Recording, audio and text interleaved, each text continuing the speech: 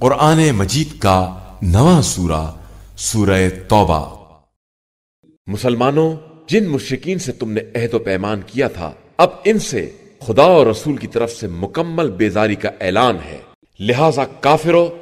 4 مہینے تک آزادی سے زمین میں سیر کرو، اور یہ یاد رکھو کہ خدا سے بچ کر نہیں جا سکتے، اور خدا کافروں کو ذلیل کرنے والا ہے۔ اور اللہ اور رسول کی طرف سے حج اکبر کے دن انسانوں کے لیے اعلان عام ہے کہ اللہ اور اس کے رسول دونوں مشرکین سے بیزار ہیں، لہذا اگر تم توبہ کر لوگے تو تمہارے حق میں بہتر ہے، اور اگر انحراف کیا تو یاد رکھنا کہ تم اللہ کو عاجز نہیں کر سکتے ہو، اور پیغمبر آپ صلی اللہ علیہ وآلہ وسلم کافروں کو دردناک عذاب کی بشارت دے دیجئے، علاوہ ان افراد کے جن سے تم مسلمانوں نے معاہدہ کر رکھا ہے اور انہوں نے کوئی کوتاہی نہیں کی ہے اور تمہارے خلاف ایک دوسرے کی مدد نہیں کی ہے، تو 4 مہینے کے بجائے جو مدت طے کی ہے اس وقت تک عہد کو پورا کرو کہ خدا تقوی اختیار کرنے والوں کو دوست رکھتا ہے۔ پھر جب یہ محترم مہینے گزر جائیں تو کفار کو جہاں پاؤ قتل کر دو اور گرفت میں لے لو اور قید کر دو، اور ہر راستے اور گزرگاہ پر ان کے لیے بیٹھ جاؤ اور راستہ تنگ کر دو۔ پھر اگر توبہ کر لیں اور نماز قائم کریں اور زکوٰۃ ادا کریں تو ان کا راستہ چھوڑ دو کہ خدا بڑا بخشنے والا اور مہربان ہے۔ اور اگر مشرکین میں کوئی تم سے پناہ مانگے تو اسے پناہ دے دو، تاکہ وہ کتاب خدا سنے، اس کے بعد اسے آزاد کر کے جہاں اس کی پناہ گاہ ہو وہاں تک پہنچا دو۔ اور یہ مراد اس لیے ہے کہ یہ جاہل قوم حقائق سے آشنا نہیں ہے۔ اللہ اور رسول صلی اللہ علیہ وآلہ وسلم کے نزدیک عہد شکن مشرکین کا کوئی عہد و پیمان کس طرح قائم رہ سکتا ہے؟ ہاں، اگر تم لوگوں نے کسی سے مسجد الحرام کے نزدیک عہد کر لیا ہے تو جب تک وہ لوگ اپنے عہد پر قائم رہیں تم بھی قائم رہو کہ اللہ متقی اور پرہیزگار افراد کو دوست رکھتا ہے۔ ان کے ساتھ کس طرح رعایت کی جائے جبکہ یہ تم پر غالب آ جائیں؟ تو نہ کسی ہمسائیگی اور قرابت کی نگرانی کریں گے اور نہ کوئی عہد و پیمان دیکھیں گے، یہ تو صرف زبانی تم کو خوش کر رہے ہیں، ورنہ ان کا دل قطعی منکر ہے اور ان کی اکثریت فاسق اور بد عہد ہے۔ انہوں نے آیات الہیہ کے بدلے بہت تھوڑی منفعت کو لے لیا ہے اور اب راہ خدا سے روک رہے ہیں، یہ بہت برا کام کر رہے ہیں۔ یہ کسی مومن کے بارے میں کسی قرابت یا قول و اقرار کی پرواہ نہیں کرتے ہیں، یہ صرف زیادتی کرنے والے لوگ ہیں۔ پھر بھی اگر یہ توبہ کر لیں اور نماز قائم کریں اور زکوٰۃ ادا کریں تو دین میں تمہارے بھائی ہیں، اور ہم صاحبان علم کے لیے اپنی آیات کو تفصیل کے ساتھ بیان کرتے رہتے ہیں۔ اور اگر یہ عہد کے بعد بھی اپنی قسموں کو توڑ دیں اور دین میں تانا زنی کریں تو کفر کے سربراہوں سے کھل کر جہاد کرو کہ ان کی قسموں کا کوئی اعتبار نہیں ہے، شاید یہ اسی طرح اپنی حرکتوں سے باز آ جائیں۔ کیا تم اس قوم سے جہاد نہ کرو گے جس نے اپنے عہد و پیمان کو توڑ دیا ہے اور رسول صلی اللہ علیہ وآلہ وسلم کو وطن سے نکال دینے کا ارادہ بھی کر لیا ہے اور تمہارے مقابلے میں مظالم کی پہل بھی کی ہے؟ کیا تم ان سے ڈرتے ہو؟ تو خدا زیادہ حقدار ہے کہ اس کا خوف پیدا کرو اگر تم صاحب ایمان ہو۔ ان سے جنگ کرو، اللہ انہیں تمہارے ہاتھوں سے سزا دے گا اور رسوا کرے گا، اور تمہیں ان پر فتح عطا کرے گا، اور صاحب ایمان قوم کے دلوں کو ٹھنڈا کر دے گا اور ان کے دلوں کا غصہ دور کر دے گا، اور اللہ جس کی توبہ کو چاہتا ہے قبول کر لیتا ہے کہ وہ صاحب علم بھی ہے اور صاحب حکمت بھی ہے۔ کیا تمہارا خیال یہ ہے کہ تم کو اسی طرح چھوڑ دیا جائے گا جبکہ اللہ نے ابھی یہ بھی نہیں دیکھا ہے کہ تم میں جہاد کرنے والے کون لوگ ہیں جنہوں نے خدا، رسول اور صاحبان ایمان کو چھوڑ کر کسی کو دوست نہیں بنایا ہے، اور اللہ تمہارے اعمال سے خوب باخبر ہے۔ یہ کام مشرکین کا نہیں ہے کہ وہ مساجد خدا کو آباد کریں جبکہ وہ خود اپنے نفس کے کفر کے گواہ ہیں، ان کے اعمال برباد ہیں اور وہ جہنم میں ہمیشہ رہنے والے ہیں۔ اللہ کی مسجدوں کو صرف وہ لوگ آباد کرتے ہیں جن کا ایمان اللہ اور روز آخرت پر ہے، اور جنہوں نے نماز قائم کی ہے، زکوٰۃ ادا کی ہے اور سوائے خدا کے کسی سے نہیں ڈرے۔ یہی وہ لوگ ہیں جو عنقریب ہدایت یافتہ لوگوں میں شمار کیے جائیں گے۔ کیا تم نے حاجیوں کے پانی پلانے اور مسجد الحرام کی آبادی کو اس کا جیسا سمجھ لیا ہے جو اللہ اور آخرت پر ایمان رکھتا ہے اور راہ خدا میں جہاد کرتا ہے، ہرگز یہ دونوں اللہ کے نزدیک برابر نہیں ہو سکتے، اور اللہ ظالم قوم کی ہدایت نہیں کرتا ہے۔ بے شک جو لوگ ایمان لے آئے اور انہوں نے ہجرت کی اور راہ خدا میں جان اور مال سے جہاد کیا، وہ اللہ کے نزدیک عظیم درجے کے مالک ہیں، اور در حقیقت وہی کامیاب بھی ہیں۔ اللہ ان کو اپنی رحمت، رضامندی اور باغات کی بشارت دیتا ہے جہاں ان کے لیے دائمی نعمتیں ہوں گی۔ وہ انہی باغات میں ہمیشہ رہیں گے کہ اللہ کے پاس عظیم ترین اجر ہے۔ ایمان والو، خبردار اپنے باپ دادا اور بھائیوں کو اپنا دوست نہ بناؤ اگر وہ ایمان کے مقابلے میں کفر کو دوست رکھتے ہوں، اور جو شخص بھی ایسے لوگوں کو اپنا دوست بنائے گا وہ ظالموں میں شمار ہوگا۔ پیغمبر آپ صلی اللہ علیہ وآلہ وسلم کہہ دیجئے کہ اگر تمہارے باپ دادا، اولاد، برادران، ازواج، عشیرہ و قبیلہ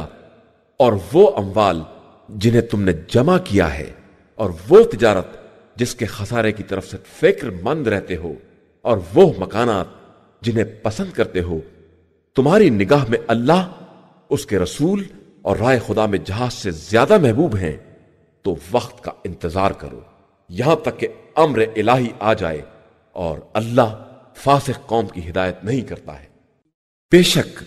اللہ نے کثیر مقامات پر تمہاری مدد کی ہے، اور حنین کے دن بھی جب تمہیں اپنی کثرت پر ناز تھا، لیکن اس نے تمہیں کوئی فائدہ نہیں پہنچایا، اور تمہارے لیے زمین اپنی وسعتوں سمیت تنگ ہو گئی، اور اس کے بعد تم پیٹ پھیر کر بھاگ نکلے۔ پھر اس کے بعد خدا نے اپنے رسول صلی اللہ علیہ وآلہ وسلم اور صاحبان ایمان پر سکون نازل کیا، اور وہ لشکر بھیجے جنہیں تم نے نہیں دیکھا، اور کفر اختیار کرنے والوں پر عذاب نازل کیا۔ یہی کافرین کی جزا اور ان کا انجام ہے۔ اس کے بعد خدا جس کی چاہے گا توبہ قبول کر لے گا، وہ بڑا بخشنے والا مہربان ہے۔ ایمان والو، مشرکین صرف نجاست ہیں، لہذا خبردار اس سال کے بعد مسجد الحرام میں داخل نہ ہونے پائیں، اور اگر تمہیں غربت کا خوف ہے تو ان قریب خدا چاہے گا تو اپنے فضل و کرم سے تمہیں غنی بنا دے گا کہ وہ صاحب علم بھی ہے اور صاحب حکمت بھی ہے۔ ان لوگوں سے جہاد کرو جو خدا اور روز آخرت پر ایمان نہیں رکھتے، اور جس چیز کو خدا اور رسول صلی اللہ علیہ وآلہ وسلم نے حرام قرار دیا ہے اسے حرام نہیں سمجھتے، اور اہل کتاب ہوتے ہوئے بھی دین حق کا التزام نہیں کرتے، یہاں تک کہ اپنے ہاتھوں سے ذلت کے ساتھ تمہارے سامنے جزیہ پیش کرنے پر آمادہ ہو جائے۔ اور یہودیوں کا کہنا ہے کہ عزیر اللہ کے بیٹے ہیں، اور نصارہ کہتے ہیں کہ مسیح اللہ کے بیٹے ہیں۔ یہ سب ان کی زبانی باتیں ہیں، ان باتوں میں یہ بالکل ان کے مثل ہیں جو ان کے پہلے کفار کہا کرتے تھے۔ اللہ ان سب کو قتل کرے، یہ کہاں بہہ کے چلے جا رہے ہیں۔ ان لوگوں نے اپنے عالموں اور راہبوں اور مسیح ابن مریم کو خدا کو چھوڑ کر اپنا رب بنا لیا ہے، حالانکہ انہیں صرف خدا یکتا کی عبادت کا حکم دیا گیا تھا، جس کے علاوہ کوئی خدا نہیں ہے۔ وہ واحد و بے نیاز ہے، اور ان کے مشرکانہ خیالات سے پاک و پاکیزہ ہے۔ یہ لوگ چاہتے ہیں کہ نور خدا کو اپنے منہ سے پھونک مار کر بجھا دے، حالانکہ خدا اس کے علاوہ کچھ ماننے کے لیے تیار نہیں ہے کہ وہ اپنے نور کو تمام کر دے، چاہے کافروں کو یہ کتنا ہی برا کیوں نہ لگے۔ وہ خدا وہ ہے جس نے اپنے رسول صلی اللہ علیہ وآلہ وسلم کو ہدایت اور دین حق کے ساتھ بھیجا تاکہ اپنے دین کو تمام ادیان پر غالب بنائے، چاہے مشرکین کو کتنا ہی ناگوار کیوں نہ ہو۔ ایمان والو، نصارہ کے بہت سے علماء اور راہب لوگوں کے اموال کو ناجائز طریقے سے کھا جاتے ہیں اور لوگوں کو راہ خدا سے روکتے ہیں، اور جو لوگ سونے چاندی کا ذخیرہ کرتے ہیں اور اسے راہ خدا میں خرچ نہیں کرتے، پیغمبر آپ صلی اللہ علیہ وآلہ وسلم انہیں دردناک عذاب کی بشارت دے دیں۔ جس دن وہ سونا چاندی آتش جہنم میں تپایا جائے گا، اور اس سے ان کی پیشانیوں اور ان کے پہلوؤں اور پشت کو داغا جائے گا کہ یہی وہ ذخیرہ ہے جو تم نے اپنے لیے جمع کیا تھا، اب اپنے خزانوں اور ذخیروں کا مزہ چکھو۔ بے شک مہینوں کی تعداد اللہ کے نزدیک کتاب خدا میں اس دن سے 12 ہے جس دن اس نے آسمانوں اور زمین کو پیدا کیا ہے۔ ان میں سے 4 مہینے محترم ہیں اور یہی سیدھا اور مستحکم دین ہے۔ لہذا خبردار، ان مہینوں میں اپنے اوپر ظلم نہ کرنا اور تمام مشرکین سے اسی طرح جہاد کرنا جس طرح وہ تم سے جنگ کرتے ہیں، اور یہ یاد رکھنا کہ خدا صرف متقی اور پرہیزگار لوگوں کے ساتھ ہے۔ محترم مہینوں میں تقدیم و تاخیر کفر میں ایک قسم کی زیادتی ہے، جس کے ذریعے کفار کو گمراہ کیا جاتا ہے کہ وہ ایک سال اسے حلال بنا لیتے ہیں اور دوسرے سال حرام کر دیتے ہیں، تاکہ اتنی تعداد برابر ہو جائے جتنی خدا نے حرام کی ہے، اور حرام خدا حلال بھی ہو جائے۔ ان کے بدترین اعمال کو ان کی نگاہ میں آراستہ کر دیا گیا ہے، اور اللہ کافر قوم کی ہدایت نہیں کرتا ہے۔ ایمان والو، تمہیں کیا ہو گیا ہے کہ جب تم سے کہا گیا کہ راہ خدا میں جہاد کے لیے نکلو تو تم زمین سے چپک کر رہ گئے؟ کیا تم آخرت کے بدلے زندگانی دنیا سے راضی ہو گئے ہو؟ تو یاد رکھو کہ آخرت میں اس متاع زندگانی دنیا کی حقیقت بہت قلیل ہے۔ اگر تم راہ خدا میں نہ نکلو گے تو خدا تمہیں دردناک عذاب میں مبتلا کرے گا اور تمہارے بدلے دوسری قوم کو لے آئے گا، اور تم اسے کوئی نقصان نہیں پہنچا سکتے ہو کہ وہ ہر شے پر قدرت رکھنے والا ہے۔ اگر تم پیغمبر صلی اللہ علیہ وآلہ وسلم کی مدد نہ کرو گے تو ان کی مدد خدا نے کی ہے، اس وقت جب کفار نے انہیں وطن سے باہر نکال دیا اور وہ ایک شخص کے ساتھ نکلے اور دونوں غار میں تھے، تو وہ اپنے ساتھی سے کہہ رہے تھے کہ رنج نہ کرو، خدا ہمارے ساتھ ہے۔ پھر خدا نے اپنی طرف سے اپنے پیغمبر صلی اللہ علیہ وآلہ وسلم پر سکون نازل کر دیا اور ان کی تائید ان لشکروں سے کر دی جنہیں تم نہ دیکھ سکے، اور اللہ ہی نے کفار کے کلمے کو پست بنا دیا ہے، اور اللہ کا کلمہ در حقیقت بہت بلند ہے کہ وہ صاحب عزت و غلبہ بھی ہے اور صاحب حکمت بھی ہے۔ مسلمانوں، تم ہلکے ہو یا بھاری، گھر سے نکل پڑو اور راہ خدا میں اپنے اموال اور نفوس سے جہاد کرو کہ یہی تمہارے حق میں خیر ہے اگر تم کچھ جانتے ہو۔ پیغمبر صلی اللہ علیہ وآلہ وسلم اگر کوئی قریبی فائدہ یا آسان سفر ہوتا تو یہ ضرور تمہارا اتباع کرتے، لیکن ان کے لیے دور کا سفر مشکل بن گیا ہے، اور عنقریب یہ خدا کی قسم کھائیں گے کہ اگر ممکن ہوتا تو ہم ضرور آپ کے ساتھ نکل پڑتے۔ یہ اپنے نفس کو ہلاک کر رہے ہیں اور خدا خوب جانتا ہے کہ یہ جھوٹے ہیں۔ پیغمبر صلی اللہ علیہ وآلہ وسلم، خدا نے آپ صلی اللہ علیہ وآلہ وسلم سے درگزر کیا کہ آپ صلی اللہ علیہ وآلہ وسلم نے کیوں انہیں پیچھے رہ جانے کی اجازت دے دی، بغیر یہ معلوم کیے کہ ان میں کون سچا ہے اور کون جھوٹا ہے۔ جو لوگ اللہ اور روز آخرت پر ایمان رکھتے ہیں وہ ہرگز اپنے جان و مال سے جہاد کرنے کے خلاف اجازت نہ طلب کریں گے کہ خدا صاحبان تقوی کو خوب جانتا ہے۔ یہ اجازت صرف وہ لوگ طلب کرتے ہیں جن کا ایمان اللہ اور روز آخرت پر نہیں ہے اور ان کے دلوں میں شبہ ہے اور وہ اسی شبے میں چکر کاٹ رہے۔ یہ اگر نکلنا چاہتے تو اس کے لیے سامان تیار کرتے، لیکن خدا ہی کو ان کا نکلنا پسند نہیں ہے، اس لیے اس نے ان کے ارادوں کو کمزور رہنے دیا اور ان سے کہا گیا کہ اب تم بیٹھنے والوں کے ساتھ بیٹھے رہو۔ اگر یہ تمہارے درمیان نکل بھی پڑتے تو تمہاری وحشت میں اضافہ ہی کر دیتے، اور تمہارے درمیان فتنے کی تلاش میں گھوڑے دوڑاتے پھرتے، اور تم میں ایسے لوگ بھی تھے جو ان کے سننے والے بھی تھے، اور اللہ تو ظالمین کو خوب جاننے والا ہے۔ بے شک انہوں نے اس سے پہلے بھی فتنے کی کوشش کی تھی اور تمہارے امور کو الٹ پلٹ دینا چاہا تھا، یہاں تک کہ حق آ گیا اور امر خدا واضح ہو گیا، اگرچہ یہ لوگ اسے ناپسند کر رہے تھے۔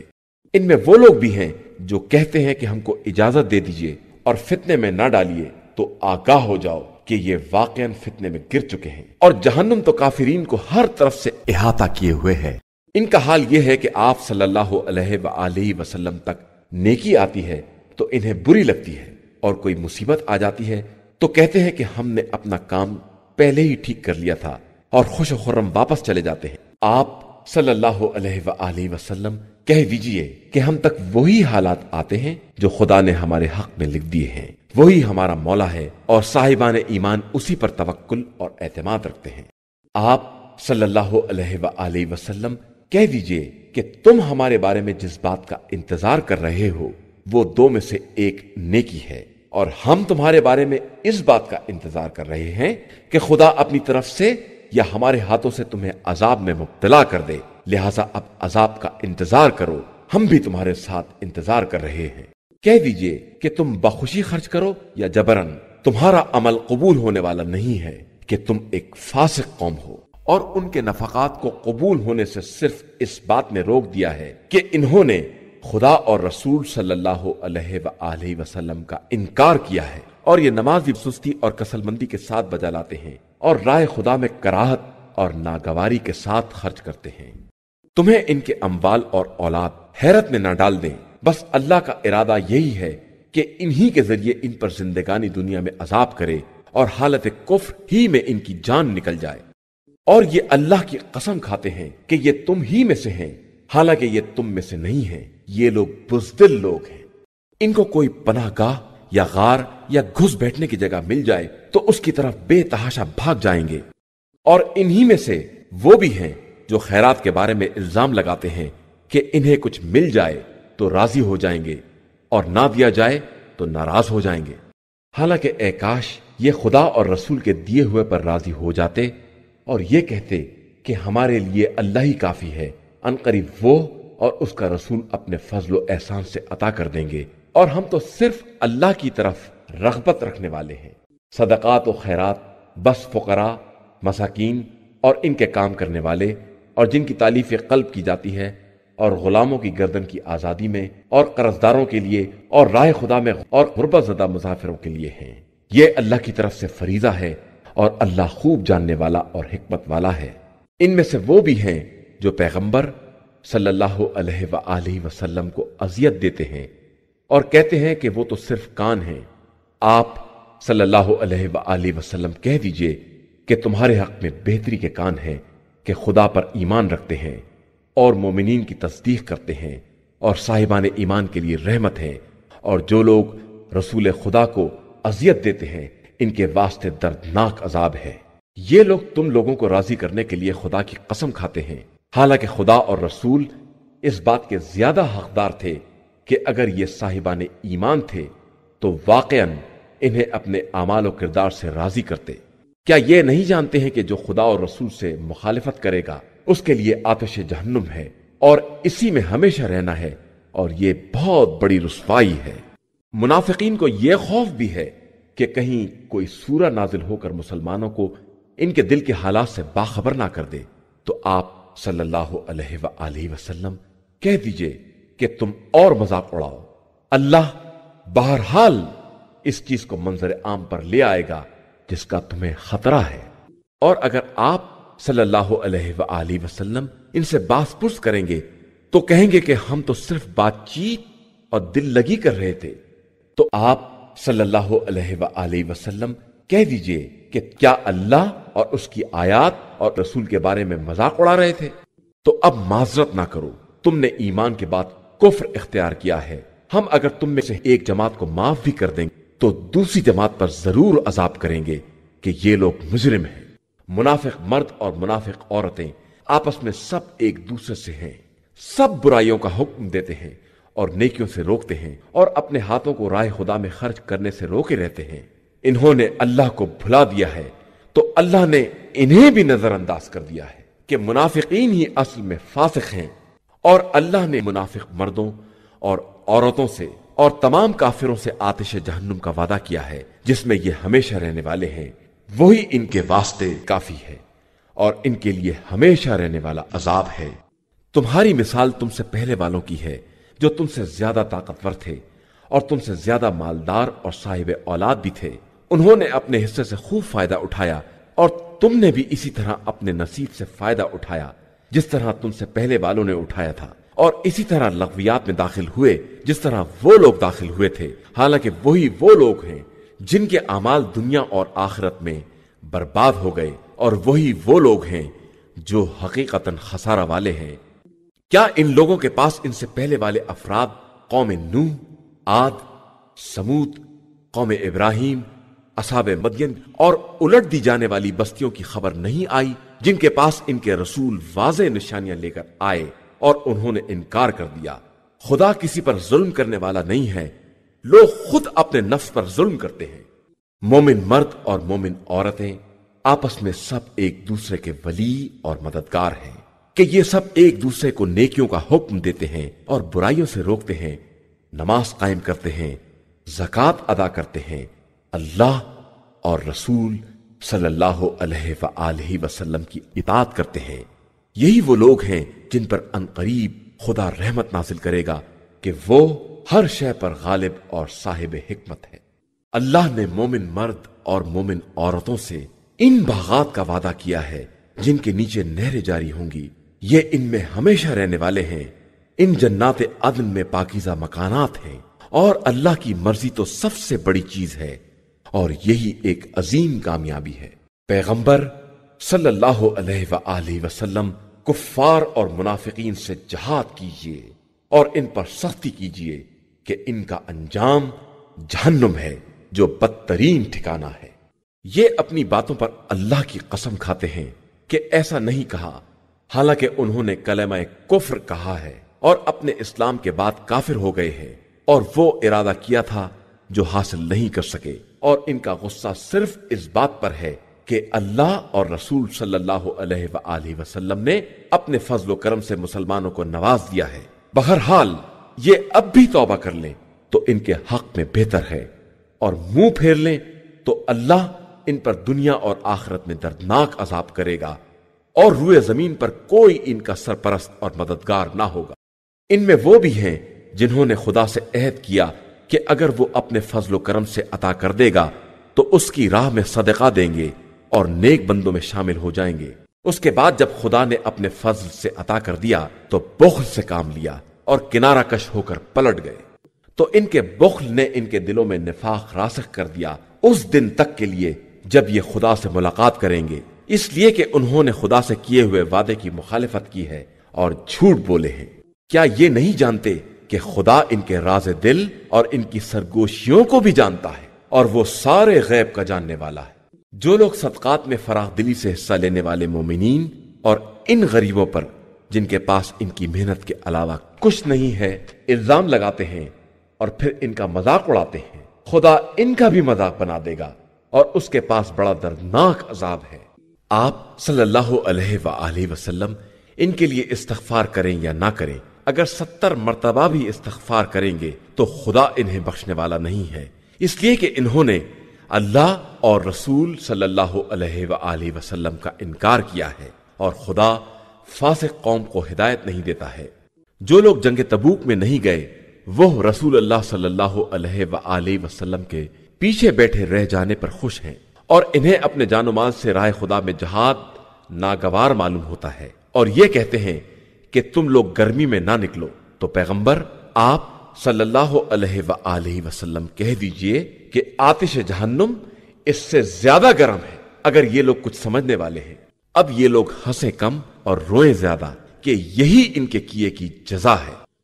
اس کے بعد اگر خدا آپ صلی اللہ علیہ وآلہ وسلم کو ان کے کسی گروہ تک میدان سے واپس لائے اور یہ دوبارہ خروج کی اجازت طلب کریں تو آپ صلی اللہ علیہ وآلہ وسلم کہہ دیجئے تم لوگ کبھی میرے ساتھ نہیں نکل سکتے اور کسی دشمن سے جہاد نہیں کر سکتے، تم نے پہلے ہی بیٹھے رہنا پسند کیا تھا تو اب بھی پیچھے رہ جانے والوں کے ساتھ بیٹھے رہو، اور خبردار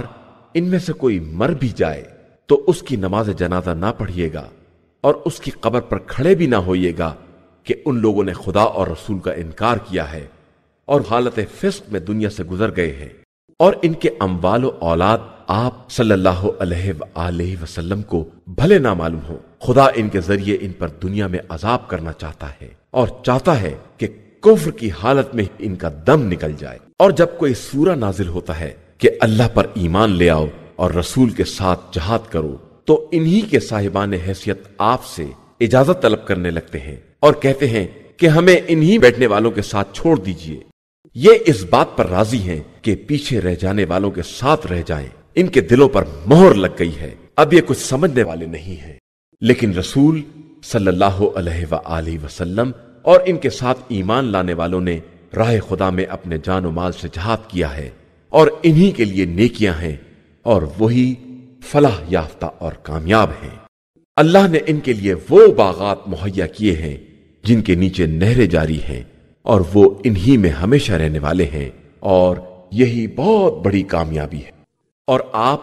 صلی اللہ علیہ وآلہ وسلم کے پاس دیہاتی معذرت کرنے والے بھی آ گئے کہ انہیں بھی گھر بیٹھنے کی اجازت دے دی جائے، اور وہ بھی بیٹھ رہے جنہوں نے خدا اور رسول سے غلط بیانی کی تھی، تو عنقریب ان میں کے کافروں پر بھی دردناک عذاب نازل ہوگا۔ جو لوگ کمزور ہیں یا بیمار ہیں یا ان کے پاس راہ خدا میں خرچ کرنے کے لیے کچھ نہیں ہے، ان کے بیٹھے رہنے میں کوئی حرج نہیں ہے، بشرطے کہ خدا اور رسول کے حق میں اخلاص رکھتے ہوں کہ نیک کردار لوگوں پر کوئی الزام نہیں ہوتا، اور اللہ بہت بخشنے والا مہربان ہے۔ اور ان پر بھی کوئی الزام نہیں ہے جو آپ صلی اللہ علیہ وآلہ وسلم کے پاس آئے کہ انہیں بھی سواری پر لے لیجئے، اور آپ صلی اللہ علیہ وآلہ وسلم ہی نے کہہ دیا کہ ہمارے پاس سواری کا انتظام نہیں ہے، اور وہ آپ صلی اللہ علیہ وآلہ وسلم کے پاس سے اس عالم میں پلٹے کہ ان کی آنکھوں سے آنسو جاری تھے، اور انہیں اس بات کا رنج تھا کہ ان کے پاس راہ خدا میں خرچ کرنے کے لیے کچھ نہیں ہے۔ الزام ان لوگوں پر ہے جو غنی اور مالدار ہو کر بھی اجازت طلب کرتے ہیں اور چاہتے ہیں کہ پسماندہ لوگوں میں شامل ہو جائیں، اور خدا نے ان کے دلوں پر مہر لگا دی ہے اور اب کچھ جاننے والے نہیں ہیں۔ یہ تخلف کرنے والے منافقین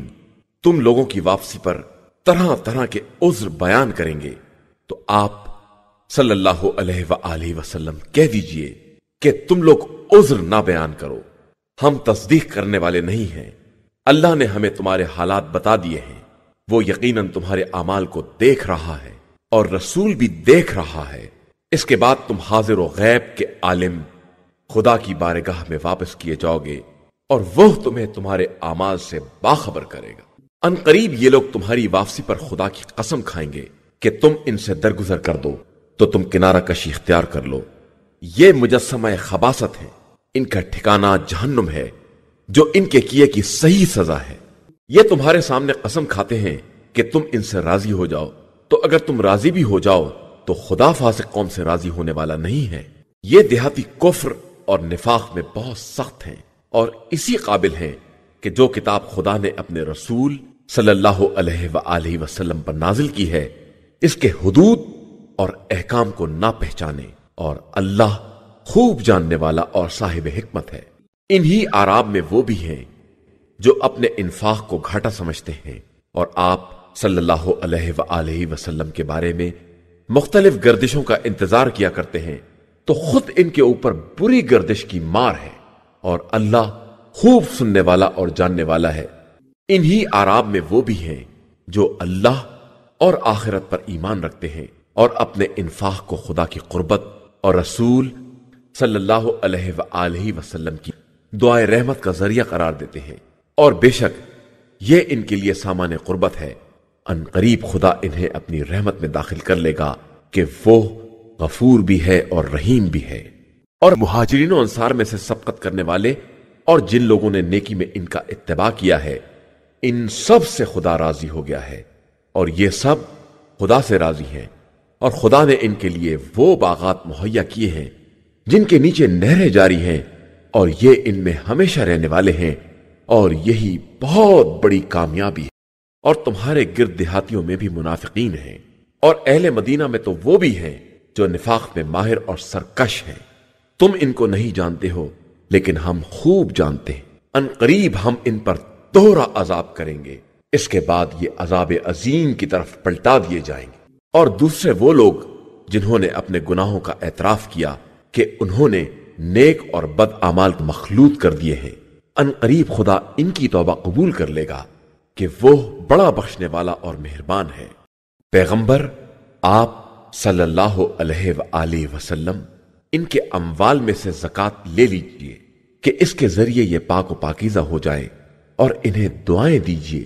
کہ آپ کی دعا ان کے لیے تسکین قلب کا باعث ہوگی، اور خدا سب کا سننے والا اور جاننے والا ہے۔ کیا یہ نہیں جانتے کہ اللہ ہی اپنے بندوں کی توبہ قبول کرتا ہے اور زکوٰۃ و خیرات کو وصول کرتا ہے، اور وہی بڑا توبہ قبول کرنے والا اور مہربان ہے۔ اور پیغمبر صلی اللہ علیہ وآلہ وسلم کہہ دیجئے کہ تم لوگ عمل کرتے رہو کہ تمہارے عمل کو اللہ، رسول صلی اللہ علیہ وآلہ وسلم اور صاحبان ایمان سب دیکھ رہے ہیں، اور انقریب تم اس خدائے عالم الغیب و شہادہ کی طرف پلٹا دیے جاؤ گے، اور وہ تمہیں تمہارے اعمال سے باخبر کرے گا۔ اور کچھ ایسے بھی ہیں جنہیں حکم خدا کی امید پر چھوڑ دیا گیا ہے کہ یا خدا ان پر عذاب کرے گا یا ان کی توبہ کو قبول کر لے گا، وہ بڑا جاننے والا اور صاحب حکمت ہے۔ اور جن لوگوں نے مسجد زرار بنائی کہ اس کے ذریعے اسلام کو نقصان پہنچائیں اور کفر کو تقویت بخشیں اور مومنین کے درمیان اختلاف پیدا کرائیں اور پہلے سے خدا اور رسول سے جنگ کرنے والوں کے لیے پناہ گاہ تیار کریں، وہ بھی منافقین ہی ہیں، اور یہ قسم کھاتے ہیں کہ ہم نے صرف نیکی کے لیے مسجد بنائی ہے، حالانکہ یہ خدا گواہی دیتا ہے کہ یہ سب جھوٹے ہیں۔ خبردار، آپ اس مسجد میں کبھی کھڑے بھی نہ ہوں، بلکہ جس مسجد کی بنیاد روز اول سے تقوی پر ہے، وہ اس قابل ہے کہ آپ صلی اللہ علیہ وآلہ وسلم اس میں نماز ادا کریں۔ اس میں وہ مرد بھی ہیں جو طہارت کو دوست رکھتے ہیں، اور خدا بھی پاکیزہ افراد سے محبت کرتا ہے۔ کیا جس نے اپنی بنیاد خوف خدا اور رضائے الہی پر رکھی ہے وہ بہتر ہے، یا جس نے اپنی بنیاد اس گرتے ہوئے کگارے کے کنارے پر رکھی ہو کہ وہ ساری عمارت کو لے کر جہنم میں گر جائے؟ اور اللہ ظالم قوم کی ہدایت نہیں کرتا ہے۔ اور ہمیشہ ان کی بنائی ہوئی عمارت کی بنیاد ان کے دلوں میں شک کا باعث بنی رہے گی، مگر یہ کہ ان کے دل کے ٹکڑے ٹکڑے ہو جائیں اور انہیں موت آ جائے کہ اللہ خوب جاننے والا اور صاحب حکمت ہے۔ بے شک اللہ نے صاحبان ایمان سے ان کے جان و مال کو جنت کے عوض خرید لیا ہے کہ یہ لوگ راہ خدا میں جہاد کرتے ہیں اور دشمنوں کو قتل کرتے ہیں اور پھر خود بھی قتل ہو جاتے ہیں۔ یہ وعدہ برحق توریت، انجیل اور قرآن ہر جگہ ذکر ہوا ہے، اور خدا سے زیادہ اپنے عہد کا پورا کرنے والا کون ہوگا؟ تو اب تم لوگ اپنی اس تجارت پر خوشیاں مناؤ جو تم نے خدا سے کی ہے، کہ یہی سب سے بڑی کامیابی ہے۔ یہ لوگ توبہ کرنے والے، عبادت کرنے والے، حمد پروردگار کرنے والے، راہ خدا میں سفر کرنے والے، رکوع کرنے والے، سجدہ کرنے والے، نیکیوں کا حکم دینے والے، برائیوں سے روکنے والے اور حدود الہیہ کی حفاظت کرنے والے ہیں۔ اور اے پیغمبر، آپ صلی اللہ علیہ وآلہ وسلم انہیں جنت کی بشارت دے دیں۔ نبی اور صاحبان ایمان کی شان یہ نہیں ہے کہ وہ مشرکین کے حق میں استغفار کریں، چاہے وہ ان کے قرابت دار ہی کیوں نہ ہوں، جبکہ یہ واضح ہو چکا ہے کہ یہ اصحاب جہنم ہیں۔ اور ابراہیم کا استغفار ان کے باپ کے لیے صرف اس وعدے کی بنا پر تھا جو انہوں نے اس سے کیا تھا۔ اس کے بعد جب یہ واضح ہو گیا کہ وہ دشمن خدا ہے تو اس سے برات اور بیزاری بھی کر لی کہ ابراہیم بہت زیادہ تضرع کرنے والے اور بردبار تھے، اور اللہ کسی قوم کو ہدایت دینے کے بعد اس وقت تک گمراہ نہیں قرار دیتا جب تک ان پر یہ واضح نہ کر دے کہ انہیں کن چیزوں سے پرہیز کرنا ہے۔ بے شک اللہ ہر شے کا جاننے والا ہے۔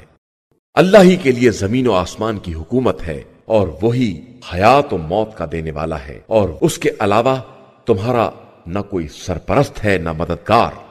بے شک خدا نے پیغمبر صلی اللہ علیہ وآلہ وسلم اور ان مہاجرین و انصار پر رحم کیا ہے جنہوں نے تنگی کے وقت میں پیغمبر صلی اللہ علیہ وآلہ وسلم کا ساتھ دیا ہے، جبکہ ایک جماعت کے دلوں میں کجی پیدا ہو رہی تھی۔ پھر خدا نے ان کی توبہ کو قبول کر لیا کہ وہ ان پر بڑا ترس کھانے والا اور مہربانی کرنے والا ہے۔ اور اللہ نے ان تینوں پر بھی رحم کیا جو جہاز سے پیچھے رہ گئے، یہاں تک کہ زمین جب اپنی وسعتوں سمیت ان پر تنگ ہو گئی اور ان کے دم پر بن گئی، اور انہوں نے یہ سمجھ لیا کہ اب اللہ کے علاوہ کوئی پناہ گاہ نہیں ہے، تو اللہ نے ان کی طرف توجہ فرمائی کہ وہ توبہ کر لیں، اس لیے کہ وہ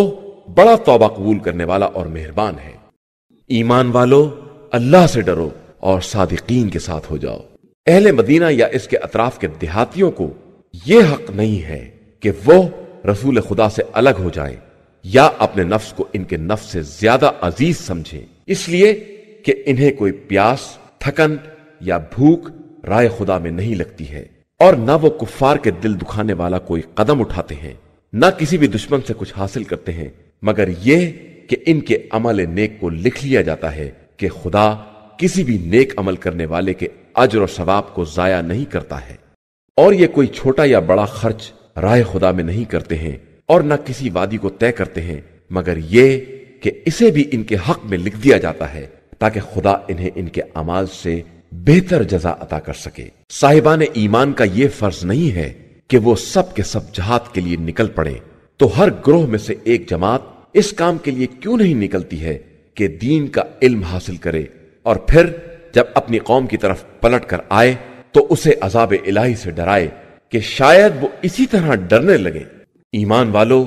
اپنے آس پاس والے کفار سے جہاد کرو اور وہ تم میں سختی اور طاقت کا احساس کریں، اور یاد رکھو کہ اللہ صرف پرہیزگار افراد کے ساتھ ہے۔ اور جب کوئی سورہ نازل ہوتا ہے تو ان میں سے بعض یہ طنز کرتے ہیں کہ تم میں سے کس کے ایمان میں اضافہ ہو گیا ہے، تو یاد رکھیں کہ جو ایمان والے ہیں ان کے ایمان میں اضافہ ہوتا ہے اور وہ خوش بھی ہوتے ہیں، اور جن کے دلوں میں مرض ہے ان کے مرض میں سورہ ہی سے اضافہ ہو جاتا ہے اور وہ کفر ہی کی حالت میں مر جاتے ہیں۔ کیا یہ نہیں دیکھتے ہیں کہ انہیں ہر سال 1-2 مرتبہ بلا میں مبتلا کیا جاتا ہے، پھر اس کے بعد بھی نہ توبہ کرتے ہیں اور نہ عبرت حاصل کرتے ہیں۔ اور جب کوئی سورہ نازل ہوتا ہے تو ایک دوسرے کی طرف دیکھنے لگتے ہیں کہ کوئی دیکھ تو نہیں رہا ہے، اور پھر پلٹ جاتے ہیں، تو خدا نے بھی ان کے قلوب کو پلٹ دیا ہے کہ یہ سمجھنے والی قوم نہیں ہے۔ یقیناً تمہارے پاس وہ پیغمبر صلی اللہ علیہ وآلہ وسلم آیا ہے جو تم ہی میں سے ہے، اور اس پر تمہاری ہر مصیبت شاق ہوتی ہے۔ وہ تمہاری ہدایت کے بارے میں حرص رکھتا ہے اور مومنین کے حال پر شفیق اور مہربان ہے۔ اب اس کے بعد بھی یہ لوگ منہ پھیر لیں تو کہہ دیجئے کہ میرے لیے خدا کافی ہے، اس کے علاوہ کوئی خدا نہیں ہے، میرا اعتماد اسی پر ہے، اور وہی عرش اعظم کا پروردگار ہے۔